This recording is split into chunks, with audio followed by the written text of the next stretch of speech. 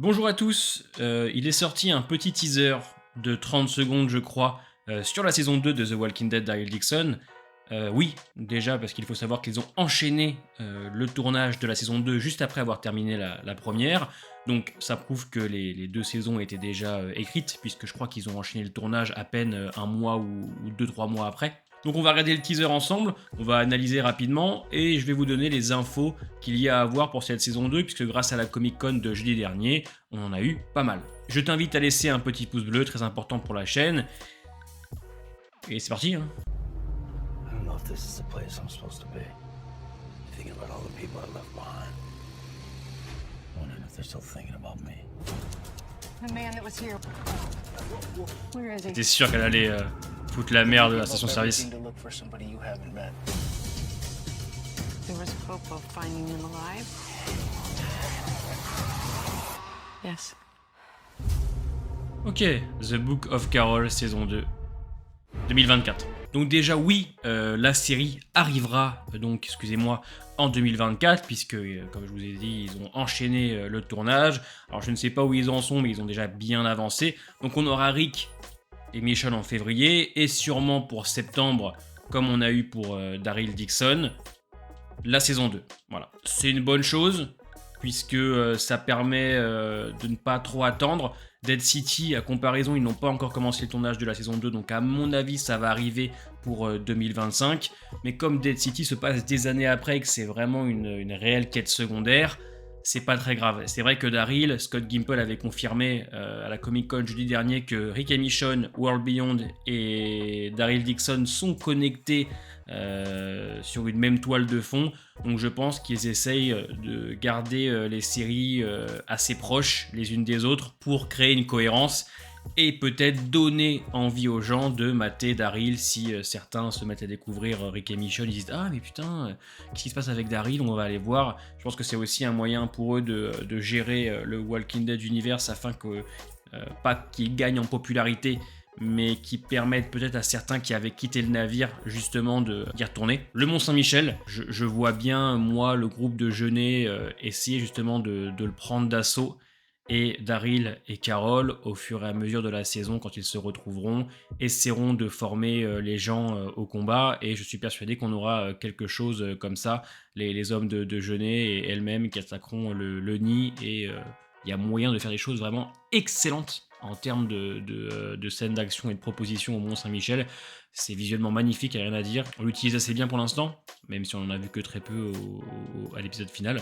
Donc très curieux de savoir ce qu'ils peuvent faire au Mont-Saint-Michel, mais il y a clairement moyen de voir des choses assez incroyables, tellement les propositions et les idées peuvent être folles dans ce genre d'endroit. Alors là, on y voit le Daryl, j'ai l'impression que ça se passe un petit peu après l'épisode final. Est-ce que c'est le bateau qui l'attendait? Je ne sais pas. Mais l'endroit ressemble étrangement quand même à la fin du final. Les plages de Normandie, si je dis pas de bêtises, je crois. Donc ça ressemble à cet endroit-là. Après, peut-être qu'il y retourne parce qu'on voit qu'il n'a plus de sang sur lui alors qu'il en a dans le final de la saison 1. Donc très curieux de savoir pourquoi il est vraiment resté. Je vous le dis, moi je pense qu'il est resté pour mener le combat contre Jeunet. Il n'allait pas abandonner Laurent et Isabelle à leur sort, alors que Caudron sait pertinemment où se trouve le nid. Mais c'est vrai que j'espère qu'on justifiera ça un peu mieux que en mode oh regardez, peut-être qu'il reste pour Laurent et Isabelle, peut-être qu'il aime Isabelle, on ne sait pas. Alors, c'est bon, la subtilité est zéro comme ça, non, faites pas ça, il n'y a pas besoin. On sait très bien que Daryl est un homme d'honneur, qu'il n'abandonnerait pas Laurent et Isabelle. Besoin de nous faire croire qu'il reste pour eux, je pense qu'il reste essentiellement parce qu'il ne veut pas les abandonner à leur sort et il partira une fois sa mission achevée. Je ne sais pas si vous l'avez remarqué, mais vous le verrez plus tard avec le petit teaser, les couleurs sont un petit peu plus chaudes. Quoi? Alors la réal change, il faut savoir que maintenant ce sera Nicotero qui va se charger des premiers épisodes de la saison 2. Je ne vous présente plus Greg Nicotero, vous le connaissez, hein, c'est le papa de The Walking Dead. Et on a un nouveau réalisateur qui s'appelle Greg Will, je crois. Alors, j'ai regardé un peu sur internet, sur IMDb, il n'a rien à son actif, mais ça ne veut rien dire. Daniel Perceval qui s'est occupé de la saison 1, il a fait quelques séries et films, mais c'était pas non plus exceptionnel. Et pourtant, il s'en est très bien sorti. Donc, j'ai confiance pour moi en tout ce qui touche la réal, la photo pour la saison 2. Et on voit que c'est un peu plus chaud, qu'il y a un peu plus de couleurs. Et ça, c'est plutôt très cool. On va casser un peu le côté terne qu'il y avait en saison 1. Donc on retrouvera Laurent et Isabelle. On verra, hein, je ne vais pas vous mentir, on verra ce qu'on va faire de ces personnages. Isabelle, je pense qu'il y a encore moyen de faire des choses. Pour Laurent, j'ai un peu peur de la redondance. Maintenant, on sait que Carole va rentrer dans la danse. Peut-être qu'elle va redynamiser un petit peu tout ça. Peut-être moyen que les échanges avec Laurent soient assez intéressants avec Carole, et ainsi que pour Isabelle. Je pense que ça peut être vraiment un petit groupe intéressant, Laurent, Isabelle... Carole, Daryl. Maintenant, à voir ce qu'ils vont en faire. C'est vrai que j'espère d'un côté qu'on s'occupera bien de Jeunet et Caudron, parce qu'ils méritent clairement plus de travail. Mais ça, on verra par la suite quand sortira le vrai trailer, hein, qui arrivera l'année prochaine, je pense, pendant une Comic-Con, vous pouvez être sûr. Donc là, on y voit Carole, hein, avec la moto de Daryl, qui se rend donc à la station essence où était passé... Daryl avant de se faire embarquer sur un bateau. Et vous voyez ces couleurs plus chaudes, on le voit au niveau du verre ou au niveau de la veste qu'elle porte. Donc là on la voit arriver à la station-service. Elle menace, alors je ne sais pas si c'est le même que dans la saison 1, parce qu'il avait l'air d'être le chef. Donc elle le menace avec l'arbalète de Daryl, et on comprend très bien qu'elle est à la recherche de Tonton. Alors ce qui est intéressant sur cette image là, c'est que on sait que cette station communique en français par radio et est en lien direct en fait avec Jeunet, les bateaux qui doivent sûrement faire le Havre, le Maine. Donc pour Carole, dans la logique, ce serait d'arriver au Havre, j'en sais rien par où elle va passer, mais ce serait la chose la plus cohérente. Mais en tout cas, avec les infos qu'elle va trouver là-bas, c'est sûr et certain qu'elle va comprendre où est Daryl. Il y a tout là-bas qui peut lui faire comprendre ce qui s'est passé. Donc ça, c'est une très bonne chose, et ça reste quand même assez cohérent. Et là, Carole, j'ai l'impression que c'est Carole Prime, là. Je peux vous dire qu'elle va marcher sur l'eau limite pour aller en France.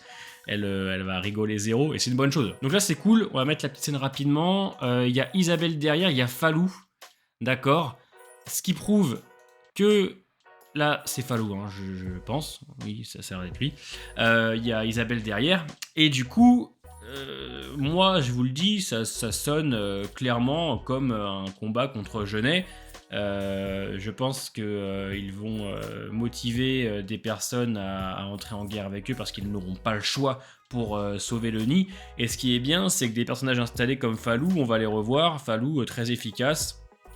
Et ça fait plaisir, puisque ça prouve que ce qu'on a installé en saison 1 aura un impact en saison 2. C'est la logique des choses pour moi de continuer ce qu'on a installé. Et pour moi, en 6 épisodes, on peut largement conclure l'arc de Jeunet, etc. Il suffit qu'on ait des épisodes bien rythmés et bien complets, où on apprenne beaucoup plus de choses sur elle, etc. Sur les variants, la connexion avec World Beyond, Daryl qui est de son côté les 3 premiers épisodes, puis Carole qui pourrait débarquer au 3e ou 4e. Là, maintenant, à la saison 2, il faut y aller, quoi. Envolez-vous, c'est bon, tout est posé. Maintenant, on n'a plus qu'à manger. Les couverts ont été posés. Voilà, moi je veux manger. Un peu comme Dead City, c'est la même chose. Maintenant que vous avez clairement bien posé les bases, c'est bon. Maintenant, on peut manger, et s'il vous plaît, on veut manger du poulet au miel, clairement. Et voilà, ce que je disais. Donc là, on y voit Isabelle et Daryl. Isabelle avec une arme dans les mains, et surtout, couleur beaucoup plus chaude. Voilà.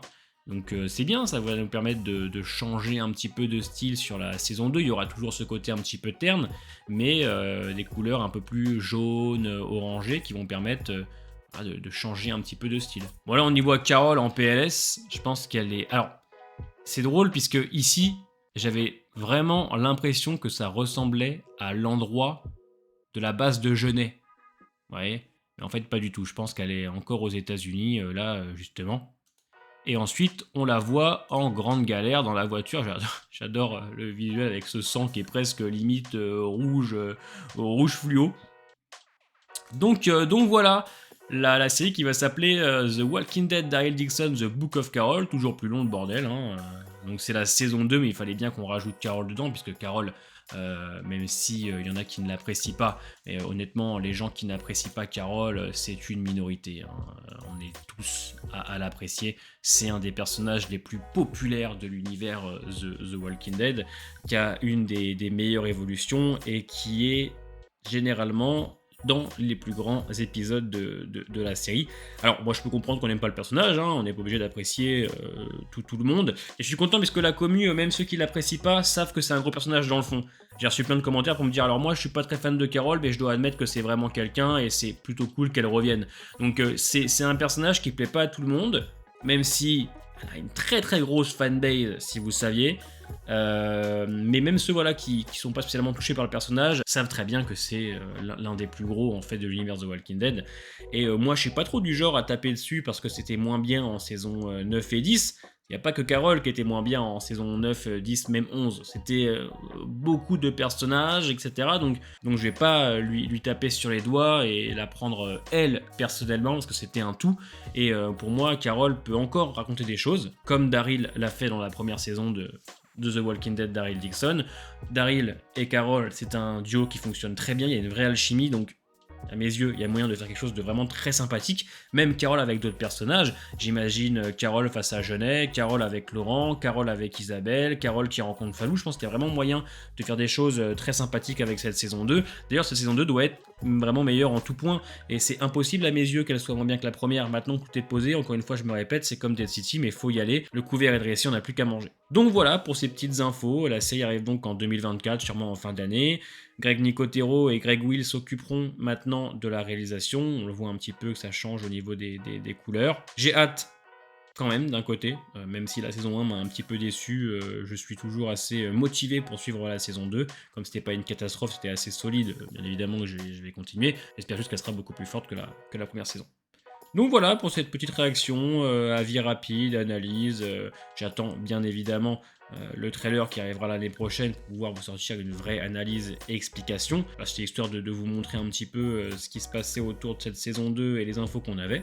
Dites-moi en commentaire ce que vous en pensez.